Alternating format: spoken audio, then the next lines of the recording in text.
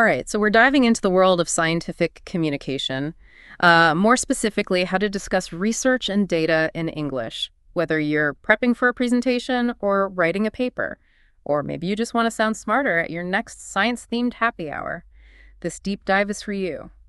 We're going to be dissecting a podcast script called Scientific English, discussing research and data, which is basically a cheat sheet of phrases and tips used by actual scientists. Like having a backstage pass. Yeah. To the language of research. Exactly. And what's so fascinating is how much emphasis it puts on precision. For example, it tells a story about a researcher whose hypothesis was so vaguely worded that it led their entire study down the wrong path. And they ended up with statistically significant results, but they weren't actually measuring what they intended to. Oh, wow. That's why the script is so valuable. It highlights how even small wording choices can have a huge impact on the clarity and the validity of research. It really makes you realize that scientific English is its own language, with very specific rules and nuances. So let's break down some essential vocabulary. The script highlights terms like hypothesis, variable, methodology, and findings, which seem pretty basic, but it goes deeper than just definitions. Right.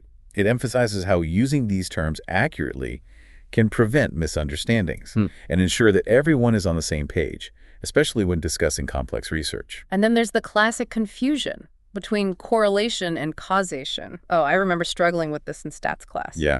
This script uses a really clear analogy to explain it. It talks about how ice cream sales and crime rates both tend to rise in the summer.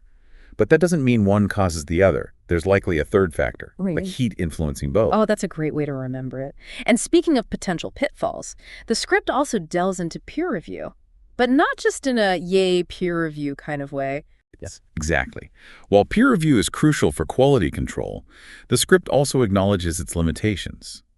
It points out how the process can sometimes be slow or biased, or even stifle innovative research that challenges established norms. It's like anything else, there are pros and cons. And the script encourages us to think critically about the role of peer review in scientific progress. Now, how about we tackle how to actually talk about your research? Sure. It's about moving beyond the dry lab report and making your work sound engaging, even compelling.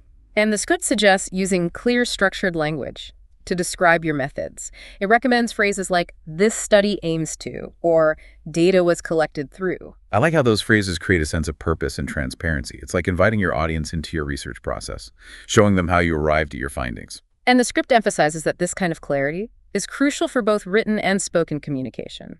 It's about creating a roadmap for your audience, whether they're reading your paper or listening to your presentation. And speaking of presentations, the script really dives deep into the art of presenting and interpreting data.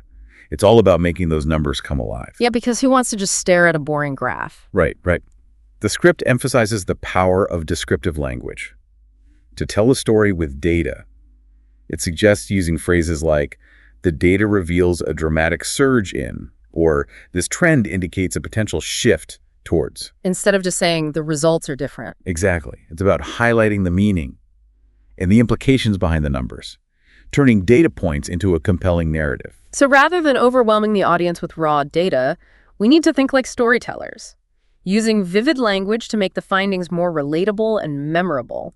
For example, imagine presenting data that shows a significant increase in plant growth under certain conditions. Instead of just stating the numbers, you could say something like, the data paints a vivid picture of flourishing growth. Yeah, it's a subtle shift in language. Yeah. But it creates a much more engaging and memorable experience for the listener. And this brings us to another crucial aspect of scientific communication, navigating those moments of agreement, disagreement, and uncertainty that inevitably arise in research discussions. Because science is all about critical thinking and challenging assumptions. But we want to do it constructively and respectfully. And the Scientific English script really nails this. It provides a whole arsenal of phrases for gracefully handling these situations. For instance, when you agree with a point, but want to add to it, it suggests phrases like, that's a valid point. And building upon that, I'd like to add. It's a way of acknowledging the other person's perspective, while still bringing your own insights into the conversation. And for those, not so sure about that moments, the script recommends phrases like, the findings do not fully support that conclusion, because it's much more professional and diplomatic than just blurting out, you're wrong. It's all about keeping the conversation focused on the evidence, while maintaining a respectful and collaborative tone. Because even when you fundamentally disagree with someone's research, there are ways to express dissent without being confrontational. Yeah, the script recommends phrases like, while our data suggests otherwise, I understand your perspective. It's like saying, hey, I see where you're coming from, but my findings are telling a different story. And it keeps the focus on the scientific evidence, rather than devolving into personal attacks. And sometimes science is about acknowledging the things we don't know yet. There's always more research to be done. That's where phrases like, the results suggest a possible correlation, though further analysis is required, come in handy. It's a way of expressing intellectual humility, recognizing that scientific knowledge is constantly evolving. It also encourages ongoing exploration and collaboration, which are at the heart of scientific progress. So we've covered a lot of ground already, from essential vocabulary to navigating tricky discussions. But there's still more to uncover. Let's move on to some practical tips for polishing your scientific communication skills, from using active voice to mastering the art of storytelling with data. Stay with us. We'll be right back after a short break. So before the break, we were talking about those recommendations for how to gracefully handle those moments of agreement and disagreement in research discussions. Yeah, it's like a diplomatic toolkit for scientists. Exactly. Now let's kind of shift gears a little bit and explore some practical tips for enhancing your overall communication style. The script emphasizes that how you say something can be just as important as what you say.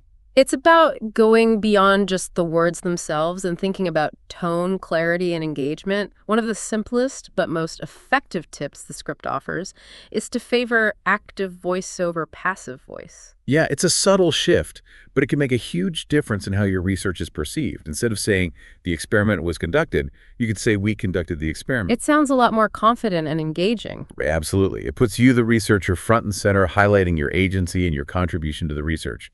Plus, it makes your writing more concise and impactful. It's like the difference between saying, a discovery was made, and we uncovered a groundbreaking discovery. And the script also stresses the importance of practice, especially when it comes to presentations. Rehearsing your talk out loud, even if it's just to an empty room, can dramatically improve your delivery. I have definitely been guilty of just mentally running through my presentations, but there's something about actually saying the words out loud that helps you catch awkward phrasing and smooth out transitions. And don't underestimate the power of recording yourself and listening back. It can be a bit cringeworthy at first, but it's incredibly valuable for identifying areas where you can refine your pacing tone and emphasis. You can even ask a trusted colleague or mentor for feedback on your presentation style. Oh, that's a great point. Having a fresh perspective can help you catch things you might have missed and get a sense of how your presentation comes across to others. The script also recommends attending other scientific talks and presentations, even those outside your specific field. It's like a free masterclass in scientific communication.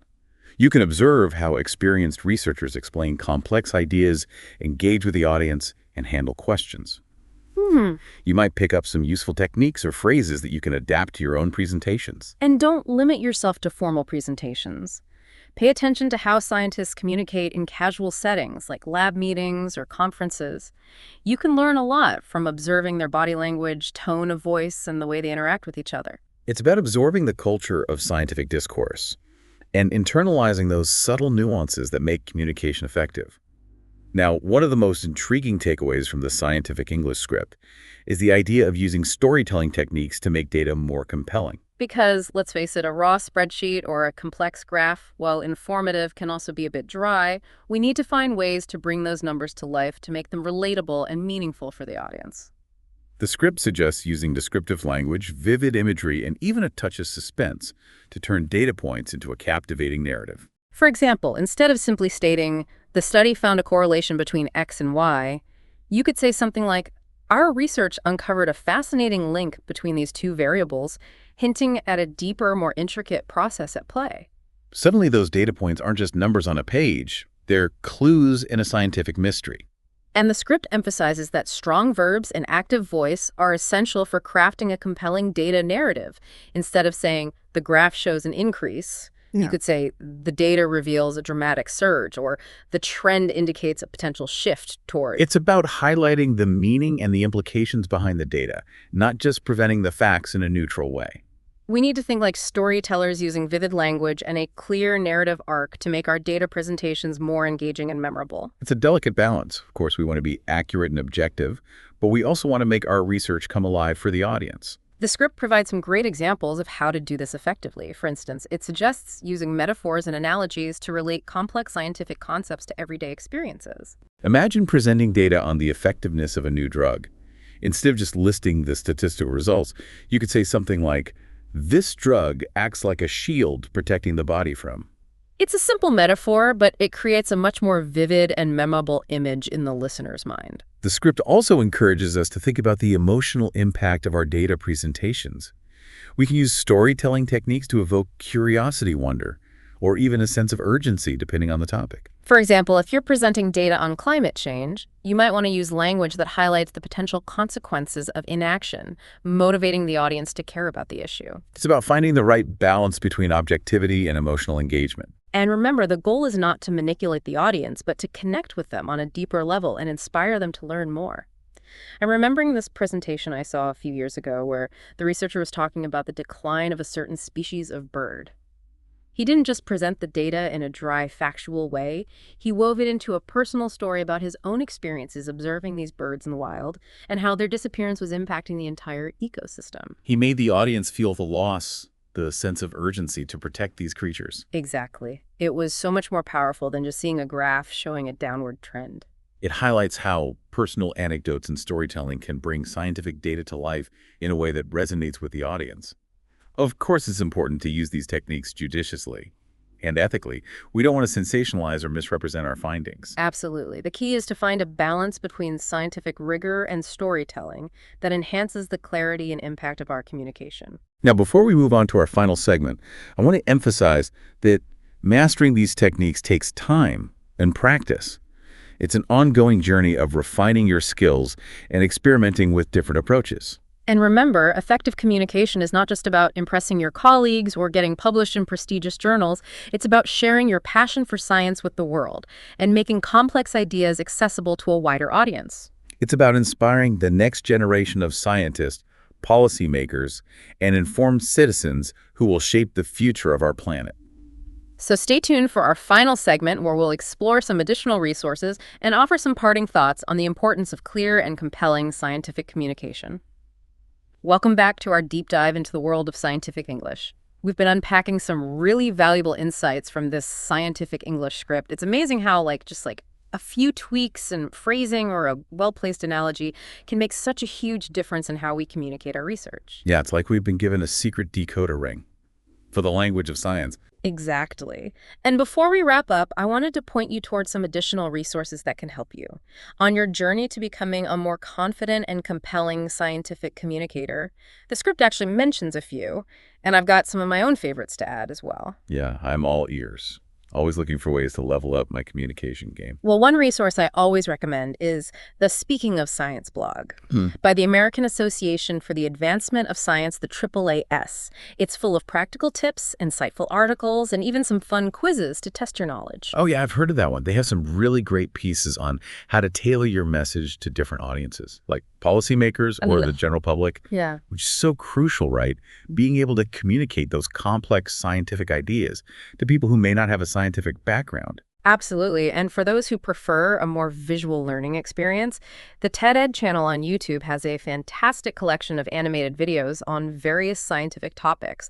And a lot of them do a brilliant job of breaking down complex concepts in a clear and engaging way. It's a great way to see these communication principles in action. Yeah, visuals are so powerful, especially when you're trying to explain abstract or technical ideas. A well-designed animation or infographic can really help to make that information stick. And speaking of engaging formats, let's not forget about the incredible world of scientific podcasts. There are so many great shows out there that showcase different styles of science communication. Some are very conversational and humorous, while others take a more in-depth investigative approach. Yeah, I find it really inspiring to listen to how those experienced scientists and science journalists explain these complex topics in a way that's both informative and entertaining. It's like getting a behind-the-scenes look at how they craft their stories and engage their audiences. And It's not just about learning from the experts either. Even just listening to podcasts on topics outside your area of expertise can be incredibly valuable. It helps you to kind of develop a broader understanding of different scientific fields and how they connect to each other. It also exposes you to different communication styles and techniques that you might not have encountered otherwise. Now, as we wrap up this deep dive, I want to leave you with a final thought-provoking question that this scientific English script really got me thinking about. How can you apply these tips and techniques not just to formal research communication like presentations and papers, but also to everyday conversations about science? Oh, that's such a crucial point. Science isn't confined to laboratories and academic journals. It's all around us. Exactly. Whether we're discussing a news article about climate change with friends or explaining a scientific concept to your kids, these communication skills can help you to make those conversations more engaging, informative, and even inspiring. Yeah, because when we can communicate science effectively, we're not just sharing knowledge. We're sparking curiosity, fostering understanding, and maybe even igniting a passion for discovery in others. Imagine the impact we could have if everyone felt empowered to talk about science with confidence and enthusiasm. Yeah, we could create a more scientifically literate society where people are better equipped to understand the world around them and make informed decisions about their lives. And that's a future worth striving for. So as we conclude this deep dive into the world of scientific English, I encourage you to embrace the power of language, hone your communication skills, and share your passion for science with the world. Because when we communicate science effectively, we unlock its potential to inform, inspire, and transform our world. Thanks for joining us on this deep dive. We hope you found it insightful and empowering. Keep exploring, keep learning, and keep sharing your love of science with the world.